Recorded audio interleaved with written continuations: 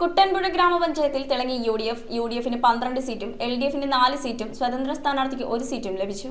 കുട്ടൻപുഴ ഗ്രാമപഞ്ചായത്തിൽ 1-ാം ward എടമലയാറിൽ LDF സ്ഥാനാർത്ഥി MK. രാമചന്ദ്രനും 2-ാം വാർഡ് കല്ലേൽമേടിൽ എൽഡിഎഫ് സ്ഥാനാർത്ഥി ഇ.കെ. ജോഷിയും 3-ാം വാർഡ് മണികണ്ഠൻ ചാലിൽ യുഡിഎഫ് സ്ഥാനാർത്ഥി റോബിൻ സാബുവും 4-ാം വാർഡ് പൂയംകുട്ടിയിൽ യുഡിഎഫ് സ്ഥാനാർത്ഥി ലിസി സൈമണും 5-ാം വാർഡ് കുറ്റിയം ചാലിൽ യുഡിഎഫ് സ്ഥാനാർത്ഥി സനോജ് ഗോപാലനും 6-ാം വാർഡ് താലിപ്പാറയിൽ എൽഡിഎഫ് സ്ഥാനാർത്ഥി കെ.പി. ഗോപിനാഥനും 7-ാം വാർഡ് മാമലക്കണ്ടത്തിൽ യുഡിഎഫ് സ്ഥാനാർത്ഥി അരുൺ ചന്ദ്രനും 8-ാം വാർഡ് ഇഞ്ചത്തൊട്ടിയിൽ യുഡിഎഫ് സ്ഥാനാർത്ഥി റോമി ബിനോയും 9-ാം വാർഡ് പിണവൂർകുടിയിൽ യുഡിഎഫ് സ്ഥാനാർത്ഥി ബിന്ദു രാജേന്ദ്രനും 10-ാം വാർഡ് ഉരുളൻതണ്ണിയിൽ യുഡിഎഫ് സ്ഥാനാർത്ഥി മേരി കുര്യാക്കോസും 11-ാം വാർഡ് ആനക്കയമിൽ യുഡിഎഫ് സ്ഥാനാർത്ഥി അരുണിമ വിനീഷും 12-ാം വാർഡ് കുട്ടമ്പുഴയിൽ യുഡിഎഫ് സ്ഥാനാർത്ഥി കാന്തി വെള്ളക്കയനും 13-ാം വാർഡ് തട്ടേക്കാടിൽ യുഡിഎഫ് സ്ഥാനാർത്ഥി ശ്രീജിത്ത് ശിവനും 14-ാം വാർഡ് തുണ്ടത്തിൽ യുഡിഎഫ് സ്ഥാനാർത്ഥി എൽദോസ് ബേബിയും 15-ാം വാർഡ് വടാട്ടുപാറയിൽ യുഡിഎഫ് സ്ഥാനാർത്ഥി കവിത ഗോപകുമാറും 16-ാം വാർഡ് പൊയ്കയിൽ സ്വതന്ത്ര സ്ഥാനാർത്ഥി സൽമ ഷാനവാസും 17-ാം വാർഡ്